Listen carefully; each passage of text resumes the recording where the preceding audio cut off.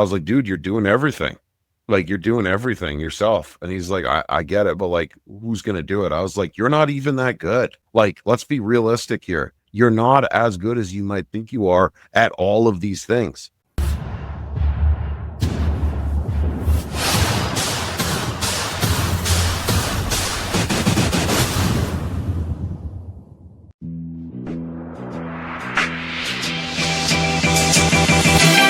Great experiences build great leaders. Great leaders build great teams. This is Building Great Sales Teams.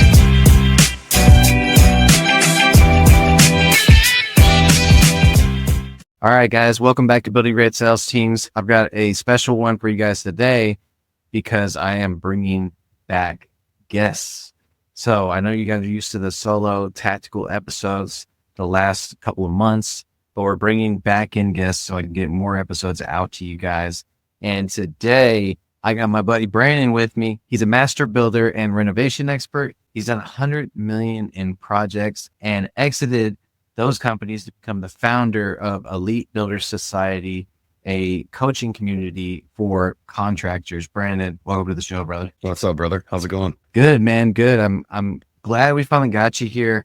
You know, when you and I had met, I wasn't doing a lot of the guest episodes and stuff like that. And you would ask like, hey, you gonna have me on the show? What's the deal? And I'm like, man, I'm not doing guest episodes anymore. I'd actually just canceled like 10 guest episodes. And I'm like, I want to have Brandon on, but if I have him on and then I canceled all these people, they'd be pretty upset with me. But anyways, I'm coming back to it now. So I'm getting everybody rescheduled. And you were the first one I reached out to, the first one guest episode in months, probably. So I'm excited to have you on the show, talk about some of the projects you've done in the past, your community, and just kind of some of your philosophies that we could share with the audience here.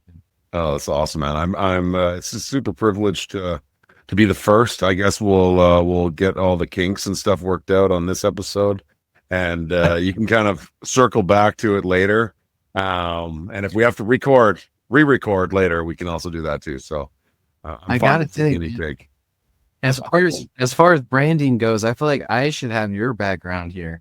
That is literally like a brick in the background that I usually use for Building Great Sales Teams. Dude, this is Amazon, $12. Yeah, that's fantastic. That's fantastic. All right, so you just had a birthday. How old are you now, and what are birthdays like for you now? Oh, dude, I think I'm 43. I don't really focus on my birthday. I'm always about, giving more to other people around me. I've always kind of been that way. And maybe this is not healthy. I don't know, but it's fine. I'm okay with it. I kind of devalue my birthday a little bit. I just keep it pretty low key, to be honest. Yeah. Everyone around me that has a birthday, I try to like make that day super, super special for them. And that's just kind of always how I've always been. So sometimes I forget how old I am, but I'm 43. And ultimately my birthday's come and gone. So we're good. Yeah, I couldn't agree more. I think as men, and we just have this servant leader instinct, and I typically bring guests like that on the show because I see it in them, And so it's like, got to have them on the show, and they align with the values and stuff. But yeah, I'm the same way. What I've been finding is I've been using the birthdays as an excuse to spend more time with family. So the birthday usually coincides with a trip. So like this year, we're doing an RV trip. What about you guys? Did y'all do anything like that? Did y'all travel? Did y'all have a little birthday? So here in Canada, all we have to do really is play hockey. So, both that's all over the news right now, though. You know what I mean? Well, yeah. So both my kids play competitive hockey, and we're always at the rink, and I love that, man. I'm fine with that. Like my daughters, I'm actually traveling up to Banff this weekend for a tournament. And what a beautiful place to have a tournament. I don't know if you've ever been there, but it's one of the nicest places in Canada, period. If you ever want to tour around there, let me know and I'll dial you in. But that's what I would do on my birthday. Or any weekend, really, anything like that is just like, support my kids in their activities and show up and be there. So I'm fine. I don't care if it lands on my birthday. If anything, it's more of a celebration if we get a game. And I think this year, actually, both my kids had games on my birthday, and I don't know if they won it. Again, it doesn't matter. It's just about going there, having fun, doing the best you can, and coming out on top. Yeah, I couldn't agree more. We've had all this stuff about hockey in the news lately, and one of the American players was saying, he's like, the NFL pro game is basically flag football. The NBA game is like a joke now, like the All-Star game. And then, they had the American All-Star, or what do they call it in hockey? Is it All-Star or is it Four Nations? They're doing the Four Nations right now. Four Nations? Yeah, the Four Nations game or whatever, and there's 3 fights in like the first 10 minutes. Like, hockey around here. Yeah, and unfortunately, that is stimulated by all of this tariff bullshit that's going back and forth. I think, like, I'm not trying to get into a political debate here by any means, but like, that isn't how you deal with things. You know what I mean? Like, there was some booing with the national anthem, which is ridiculous. Like, I love the American national anthem. Like, it gives me goosebumps every time. I'm Canadian, and still the American national anthem gives me goosebumps. So to show that kind of disrespect is just, it's not how we're raised as Canadians, to be honest. Like, we're just in a disaster right now. Some of the things in it, and it just came out on the ice. And, it is the only sport that you can literally bare knuckles and smack each other. And I mean, my son plays pretty competitively. He's 16, and he had a big tournament this weekend, and he's full of injuries, like bruised all over. Gets out there, and you can't even tell he's injured at all. Like, he is a warrior. So I love that support. I've played football as well, played baseball, but nothing is like hockey. Like, nothing. You got blades strapped to your feet. You got a little twig. You're trying to throw around this frozen puck. You're doing it within a small circumferenced area, and you have to strategically throw this little puck into some random place that, is probably almost impossible, and then get it in a net with a goalie's the size of the net. So it's quite the sport. But that's what I would be doing on my that's what I'm doing on my birthdays or special days is hanging out with my kids. That's awesome, man. And one thing I will say about hockey is that for me, it's just very similar to rugby. I played rugby for a second. I played rugby. Yeah. And it's just one of those sports where, like, you literally fight next to somebody, or, you're bound next to somebody, and you're going against an opponent like that, where it's such a physically taxing thing.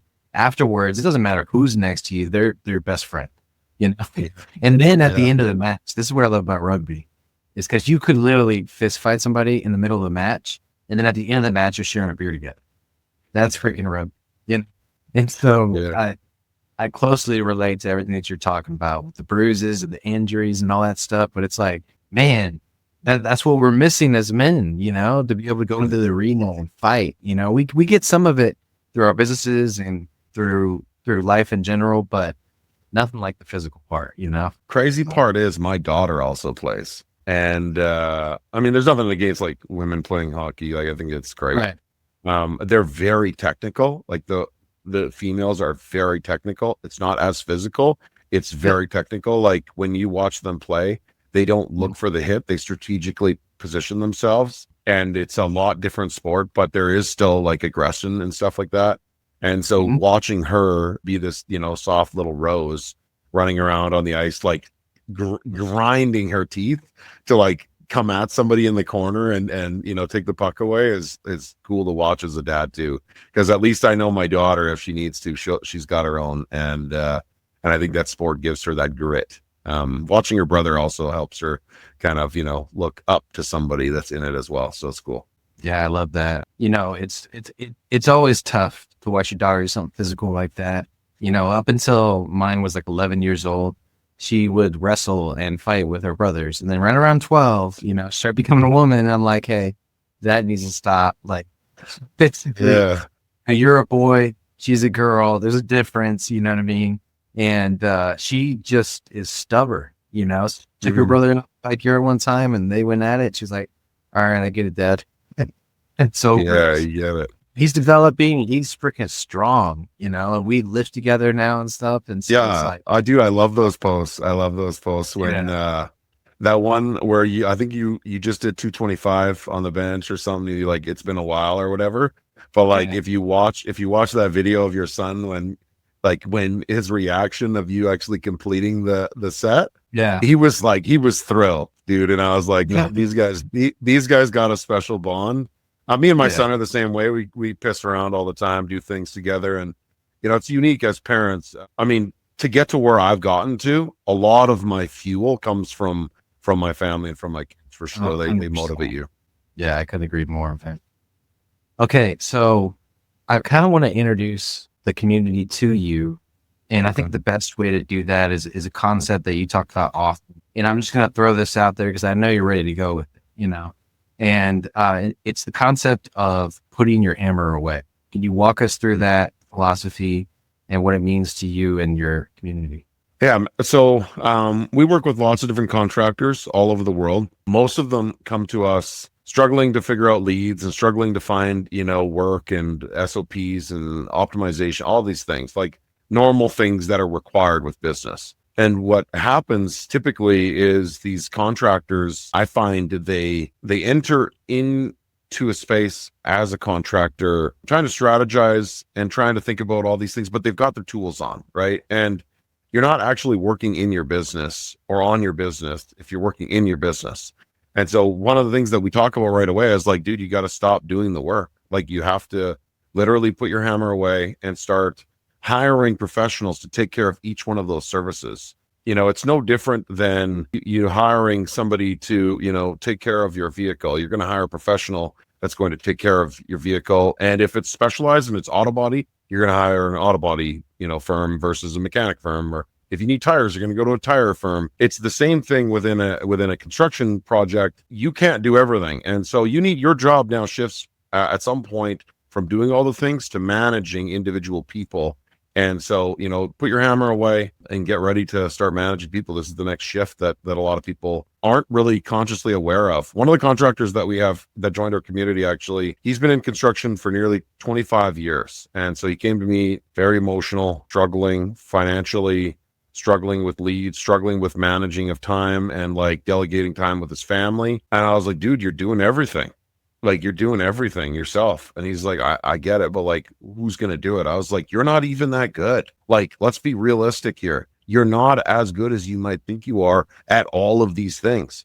There's a guy that's probably better at this and that and this over here. Like a tiling contractor that does tile every day is significantly better than a contractor that tiles once a week or once every other week. And so getting him to understand this really was part of the whole process. And the other part to that is like, okay, so you got your tools on, right? You're working on this one job, you're doing some tile.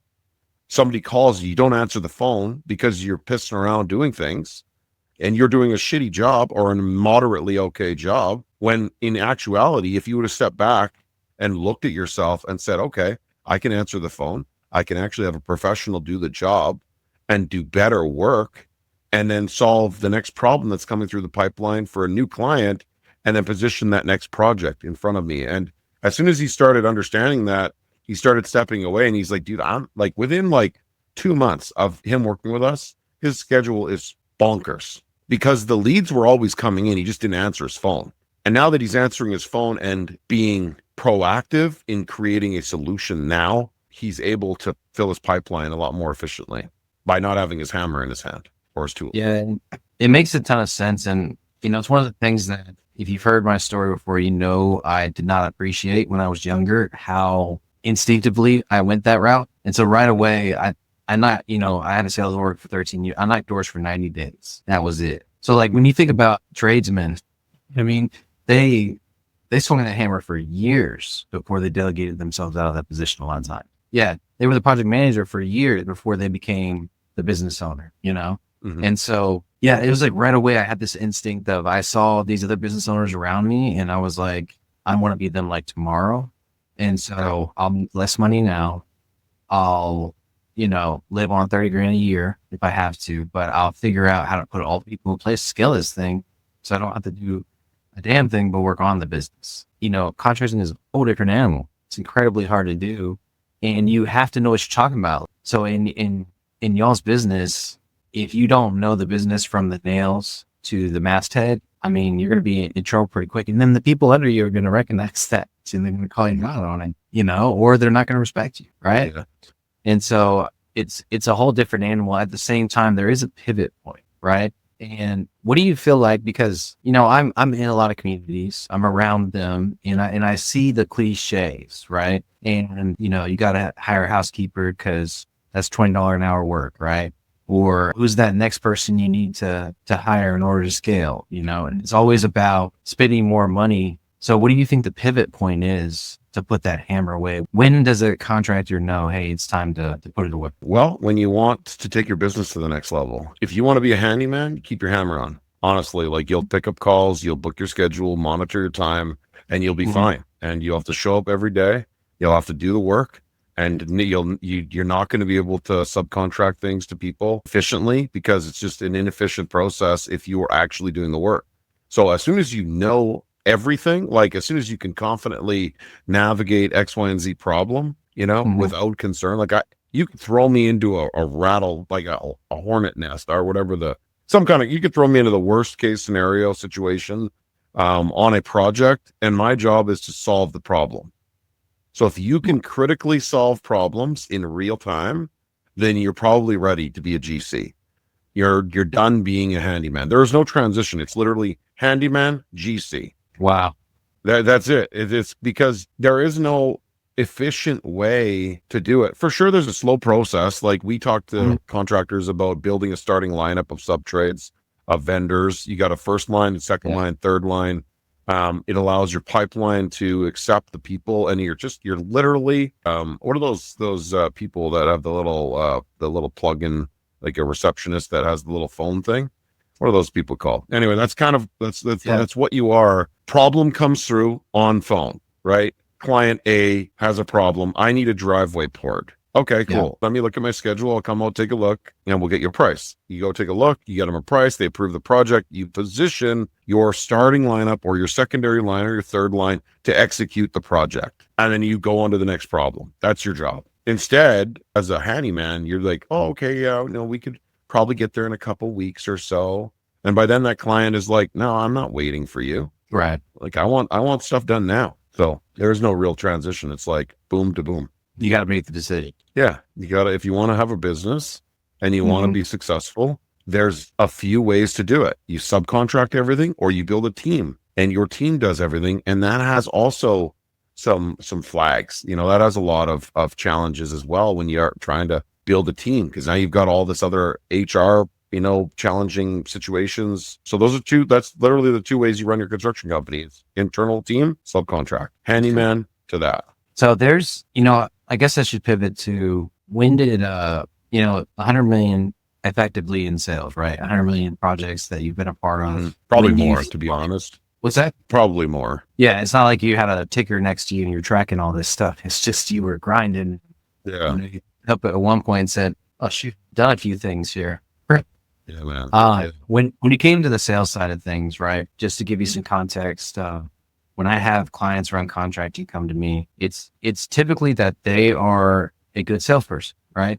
They either are a good tradesperson that became the salesperson, and so they're solid by necessity, or they were already a salesperson that got some deep knowledge in one trade and then scaled that, right? What they typically are coming to me for is that transfer from them being the salesperson to hiring the salesperson, or to having their tradespeople do the sales. You know what I mean? Like that's more around HVAC and plumbing and stuff like that, right? Yeah. And then roofing, it's dedicated salespeople. Where do you find the gap is between selling all the jobs yourself and then finally delegating that part of the process? And out of the major positions that you go into as a business owner, when should that one be delegated, do you feel like? So I believe that a individual GC with some good subs and a good lean virtual team, I always help people build virtual teams, not like hiring a bunch of admin staff. It's too expensive. You don't need an office. You don't need all these things. You need a shop, maybe. You need a team of virtual admin and estimators and data entry and content creators, and all that stuff can be virtual. You can also implement some AI optimization to take away some of the tasks. Imagine your construction manager, right? And you've got millions of tasks. You're wearing millions of hats. You're not wearing 5 or 6. You're wearing millions of hats. Those tasks are delegated to a category of some type, right? Sales is a part of that. And so in the sales category, there is a point where you hit a critical mass where it's like, okay, I have a sales funnel. boom, slams into the sales execution and then distributes to your team, right? So at the top of this funnel, I believe the transition exists when your leads become overwhelming for your sales person, which is generally the business owner, and your team can just keep growing. Like you can continue to grow the executional team, but you're generally that breaking stick in between the pipeline. It's like sales funnel comes in, thin little transfer from team, and then boom. So at that point, when that funnel is starting to snap, that's when you start to consider what those options look like. And at this point, it is a complete reformulation of your business, because you're not just adding a salesperson to the pipeline. Now you're adding another basically funnel to your executional team, right? And so what we've been talking to people about doing is incorporating commission-based sales professionals to assist them with the execution of the project. You're basically taking what we find is we're taking the sales job or the duty of, bringing the sale together, and we're identifying the hats that live within that specific pillar of service that generally the business owner is doing, and trying to figure out, okay, what can we delegate to a salesperson that is commission based, that is motivated, that is excited, that will deliver. Because the challenge also is that the projects don't start on Monday and end on Friday. They start almost a year in advance in conversations, and then they extend into a schedule, and then they extend into execution. And so the only way you can actually bring someone on and consistently, hopefully have them from beginning to end, is to create a commissioned opportunity. And so I think that happens right around $2.5 to $3 million in sales. Like I could successfully manage myself about $5 million worth of work in a pipeline with a lean team. And so we'd be doing, anywhere between 3 to 500K a month. That would kind of be the land where we would hit. And so when you bring on a salesperson, his expectations need to be at least 3 to 400K to manage the next flow, because you're basically creating another workflow to manage his work.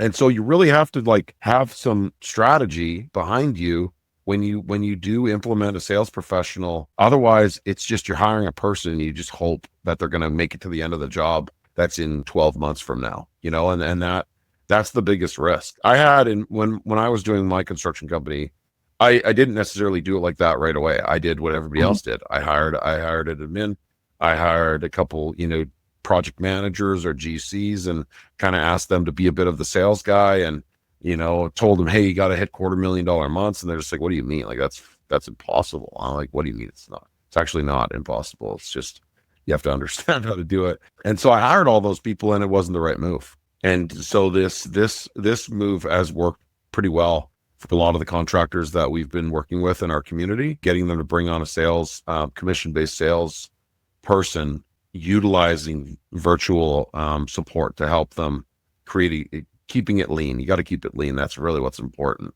No, I couldn't agree more. And, that's one of the number one questions I get is like, how do I set them up? Is this base against commission? Is it heavy salary with, a small percent commission or something like that? And for me, it really depends on the business, right? If we're talking big ticket, long project, you know what I mean? Yes, it's going to have to be heavy salary, where their bonuses are 2 and 3% and stuff like that, right? On these big $500,000 million projects, right? And then if you're looking at volume, like roofing, for instance, that could pretty much be commission only. Like it is not that hard to learn how to set up an inspection on a roof, go up there and have somebody help you walk through the the training period for roofing, at least for the very entry level basic residential home, is probably around 2 weeks, versus some of these other positions, higher ticket, more intricate projects is going to be a lot longer than that. So I think that's the problem with a lot of this, and what we do in general. People see these clips of us and we say something and they're like, well, what about when? And it's like, well, I was talking about in general on that, or there was context around that maybe you didn't see, or, there's always a ton of variables in a lot of this thing. I never answer things universally.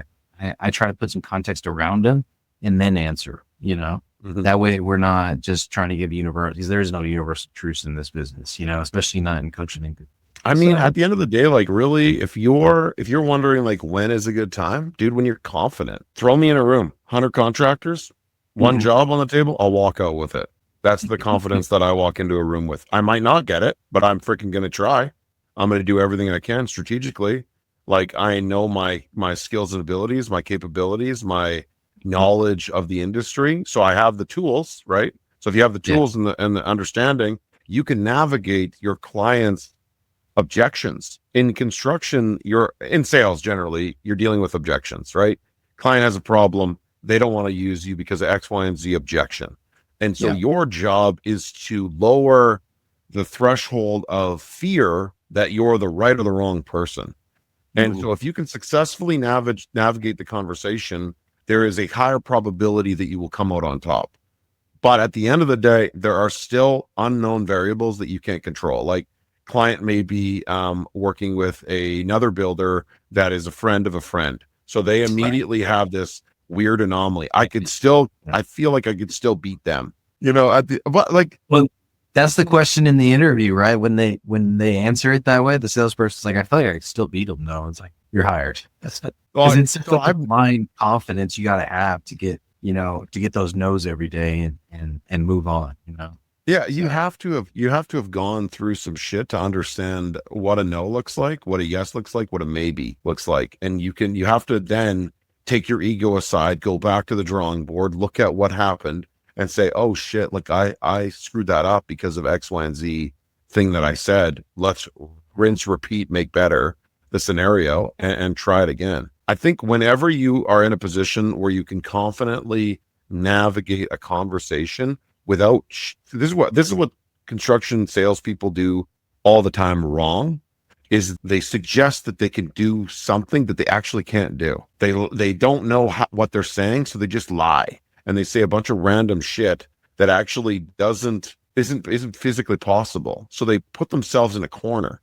And now the client, if he recorded that conversation and he comes back to him and says, and some people are really smart, right? They'll come back to you and say, oh, so like you said that you were going to do these like crazy doors that were soundproof. Yeah. And he's like, well, no, I said like I would use like solid core doors that are, better sound, diffusers. I didn't say soundproof. And so sometimes people that are in sales throw out magic words to deal with the client's objection, and then they can't actually back that shit up. So those are problems that come up on site later on after you've lied your way into the job. So even when I'm in my sales process, I try to educate the client on the things that the other guys are saying that is inaccurate and why it's inaccurate, to show them that I actually possess the skills necessary to complete this project successfully, and I know my industry. And so I believe that there is a time for you to go. I didn't know all that shit when I got into this, right? Yeah. Like I screwed up all the time. Like my first job, if I took anyone to it that I work with in my community, they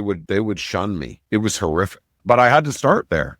Right? You have to start somewhere and go through a bunch of hard shit to learn what the good stuff looks like. And so when you got the confidence, I think you can get there. Couldn't agree more. One of my favorite things to do is what I call the Google close. And I love what you're talking about, where the terms that the competition uses and can't follow through on technically, you bring to light basically. And so the Google close is very much like, hey, I need to think about it. Hey, I completely understand you need to think about it. I like to do research too, which is why I've researched all my competitors, their pricing, and basically what they claim, right? And so this is what's in the marketplace right now and why I feel like we're the best choice. And so I go through choice 1, choice 2, choice 3, choice 4, right? And I may not be naming specific companies, but I'm alluding to that company enough, because I never want to down talk, right? Yeah. It's more about, that's sleazy. Yeah, exactly. Hey, this is why we do this because most companies do this, or this is why we say this because most companies say this and they're not, they're not following through with it, whatever the case is, right? And so that's kind of how I position that. And, it works really well in the sense of your study, and sometimes it really is that simple. And that's why you need a learning curve when you're first starting sales, and you need the trainer in your corner, and you need the project manager on speed dial, where you can ask them like, hey, is this possible? Can we do this? And a lot of times you do that in front of a customer and you show them, hey, I just want to make sure that my project manager can handle what you're asking for and make sure that we get you taken care of. And then you make that call and then right in front of them. Yeah. Okay, great. And then, you let the customer know what they said. I mean, to them, you're taking extra special care of them, You're validating their objections their objection is, does this guy actually have a team of resources that can bring this together? Yeah. That call effectively says his people answer his calls, because we can't get contractors to answer our calls.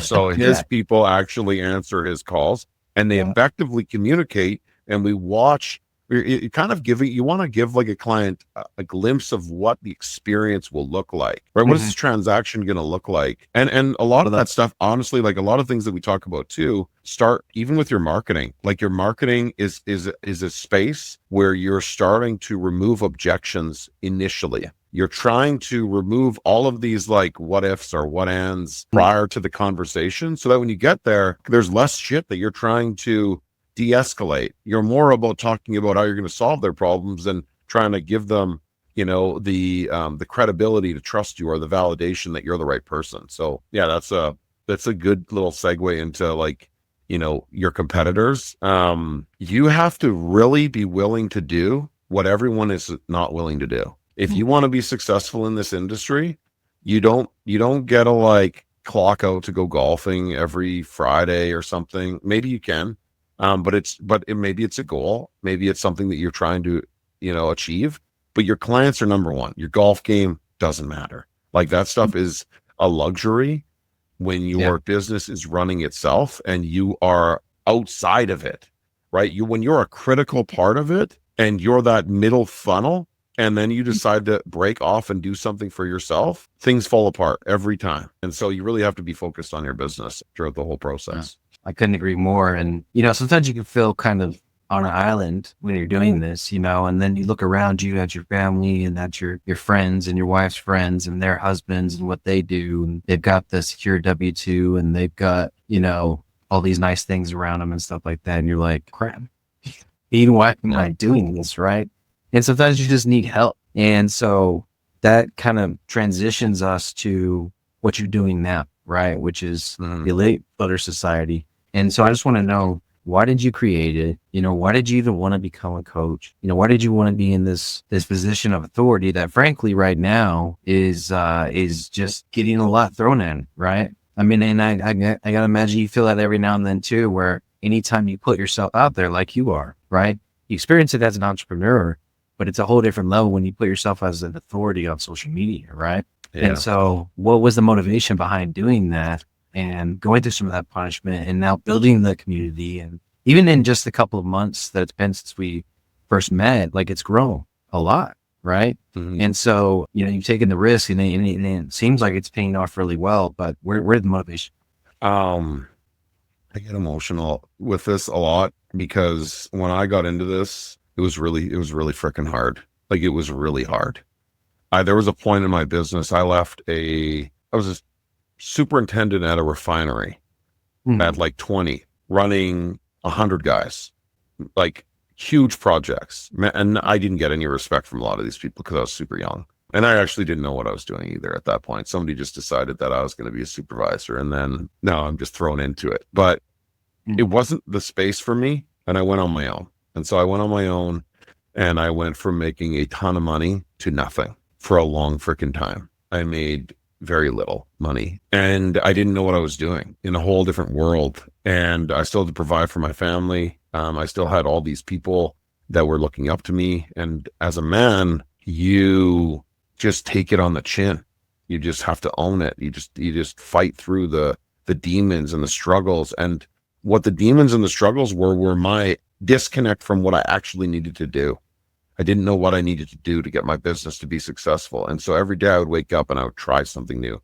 Or my friend that owned a restaurant would tell me, this is how you need to do shit. What's different? It's a different freaking industry from restaurant, barbershop, plumber, contractor is different. All of their things that they had to do were not the things that I had to do. And so I went from making like 120K to like less than 30 in my first year, and I didn't tell anyone.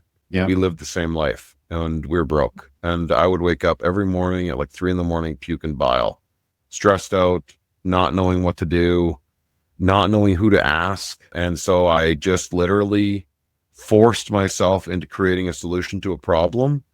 And as toxic as that might have been, this for me was a bit of a bloodline generational correction, so to speak. I didn't have the resources that I needed to be alongside me as I was growing up. My dad left when I was like a baby. So I had a bunch of I had a bunch of other men around me that were father figures. So when I got to that point and I went on my own, the struggle really stuck home for a long time. I remember those moments. And then I got to a point, in the last, I don't know, couple of years where I did a lot. Like towards the end of my career in construction, I managed a huge nonprofit. We rebuilt 2 families' homes for free. I had 4 or 5 project managers. Like we were doing a lot. And then COVID came, wound down a bunch of stuff for us because we had to make some changes to some stuff. And the projects are really nice projects would come through the pipeline. Great things that people would dream of. Never excited me anymore. I was just not excited. I just couldn't, it just wasn't doing it anymore. I could make huge money on them, and I could get them because I'm really confident with my sales process and with our execution ability. But it just didn't excite me. And so somebody from America actually reached out and they're like, hey, would you teach us how to like set our company up? And I was like, I mean, I guess like you're non-conflicting for me. Would you pay $5,000? And they're like, yeah, 100%, let's do it. And so I literally took my SOP strategy for my entire business and reformulated it into a curriculum, basically to teach them how to run their business and the things that they need to implement. And then they fricking started killing it within like 30 days. And I was like, shit, this is a wild feeling. And through that transition, it's painful. Like I've started businesses before back in the day when I got into this. Starting a business is painful. And so now I'm reliving that pain, right, in a different way. And something that I wasn't necessarily, prepared for. And through that process of reliving that, I just focused on one thing, which is create results, deliver value, and magnify the noise. And so I focused on just delivering. I didn't care how much time I spent on it. I didn't care what kind of, extra work I had to do. I just wanted to make sure that everyone that works with me is successful. And so as soon as we started winning, like, these testimonials right here, this is Harish. He's in Ontario and he was struggling and he was like, we need to build an ad. We need to get an ad. And I helped him build an ad for Instagram. He spent $250 and within 2 weeks, he got a 3,500% return on investment. So those results are really what have triggered me. And through that process of going through that journey, I was listening to, I think it was a podcast, Grant Cardone was on it. And he said the wildest feeling is helping somebody else, is the craziest feeling. And then it clicked. It was like, this is like, I had a couple big wins, Josh, there's you. Josh is from Thunder Bay. And him and his brother started a construction company. In their first year of business, they had 130K in their pipeline. And working with us after about 6 months, they have almost $2 million in their pipeline right now. And like those wins, dude, are really what drives me. And, that was the feeling that I had when I got my first big project. And when I got my first big construction project, I had that same feeling. And when I got that same feeling by helping somebody else, I was like, oh, this is the spot, and now I'm addicted to it. I literally do everything I humanly can to help my clients explode. It's an addiction now. It's weird. Wow. It's wild how similar our stories are. Cause I did 13 years of sales work. That will, if you have a fire in your soul, it will extinguish it 3 times over. You try to reignite it, and so you're managing sales teams and, sales Madonnas. And I mean, I'm not just talking about the good salespeople. I'm talking about the managers that are really good, the great recruiters, the regionals that are really good, and then my VPs. Oh man. And so it had the fire had left to a degree, and then it was the same thing as you. Somebody came to me and said, "Hey, can you help me?" And I'm like, "Sure, I can help you." I helped a few people just with one, an hour phone call or whatever, and then came back and they I need more. It was like a drug after that. And I'm like, okay, well, I can put something together. Let me put something together for you. Here you go. $5,000 here, 25 grand there, 10 grand here, And then my business was born, and I was like, hey, I'm netting more in my consulting business than I am in my sales org. My sales org requires 3 times the amount of time. So let's make a choice here, And so I winded down my sales org and went full-time consulting. And so, yeah, I love the story behind it. I love the passion behind it. And, if what you want to do and what you're doing and let me just do this. If the best parts of what you're doing don't make you emotional in some way, shape, or form, then there's probably something else you should be doing. You know what I mean? Don't get me wrong. We all got to pay the bills. But at some point you hit a plateau where if you don't find a new fire or a elevated fire, I should say, then that plateau is gonna end you. It's gonna, it happens all the time. Guys retire and then they pass away. It's like, men, we got to reignite that fire all the time. And I'm glad you did. I'm glad you did it in this community. So where do people go if they're interested in hearing more about the Builder Society? Well, like what we would teach everyone that works with us in construction about SOPs and all that kind of stuff. My Instagram is my sales funnel, and I have a series of SOPs inside of that and appointment setters and all kinds of different things. So we manage people through a flow of traffic right there. So literally you can just drop into my DMs and have a conversation. You'll think it's me. It's not. We have people in there that are managing it. They're trained. They are knowledgeable. We have an entire team of people that help with the entire process to get you there. And cool part is we actually tailor the program specifically to each contractor. So starts with just dropping into my DMs. You can @ me, the contractor coach, drop into there. We'll talk about your business a little bit. Then we'll start by booking a discovery call. On the discovery call, we rehash what you're trying to get, what your accomplishments, what your dreams are with your business, where you're stuck. You'll meet with one of my team members and they'll literally build out, we call it a blueprint session. And our blueprint session is tailored specifically to all of your problems. So we rehash your problems and we share with you how we're going to help you solve them. I've been in other programs. There's nothing like this that exists, that you can enter into a one-on-one coaching program with a curriculum filled with educators like yourself. We have a mountain of resources inside this community, and our number one mission is to blow your company up, literally. And if you show up, this is like buying a gym membership to a place that we're literally throwing all this shit at you as you walk in. And it's all we want to do is have you come out the other way chiseled, if that's your goal, and the fastest, straightest way to get there as humanly possible. So yeah, love it. Drop into my DMs, and that's me.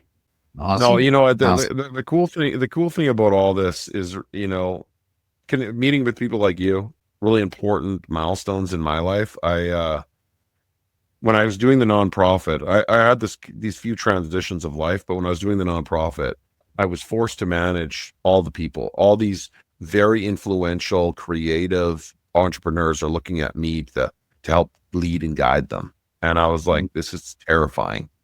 But I learned that everybody has a bit of a superpower, and you have to really step into your superpower. You have a superpower as well. Like, you love, sales, and you're very articulate with it. And I believe that you're, really supportive of your family and your kids' goals and your family, and you like meat, which is cool. I love meat too. Once you understand what your superpower is, I believe it is our duty as we are on earth to deliver this power to other people. And at some point when you gain enough skill and ability to do something really, really good, then it is your calling, your need to share it with other people. And I will teach that to my kids until I'm under the ground. It's like, you're going to go learn something, you're going to be the best at it, and you're going to go share it with everyone. It's your duty to share it. So that's really what inspires me is, you know, I'm going to change people's lives. I don't even have to ask my last question because you just answered it. You know, what is your legacy and what legacy do you want to leave behind? You just said it. I want to help thousands and thousands, if not millions of contractors. I've pulled, there's 600,000 contractors through Canada and the United States that need my service. And so if I can help a percentage of that, that's my goal. 600,000 people is a lot of people, but I'll try and help maybe 100,000. We'll start with that. Nah, it ain't going to be nothing for you. Not at all. Not at all, man. With the content. No, I've been seeing it everywhere. It looks amazing till you're invested in it. And it's part of what has to be done. The same way you teach your contractors to market, your marketing for your services in your community, and you're doing a great job of it. So guys, if you are interested in joining Brandon's community, I couldn't recommend them more. And make sure you get at him at the Contractor Coach on Instagram, at _Contractor Coach on Instagram, and the community is called the Elite Builder Society. So make sure you connect with him. Brandon, can't thank you enough for coming on the show, brother. I appreciate you, man. All right, guys. As always, let's get building. Hell yeah.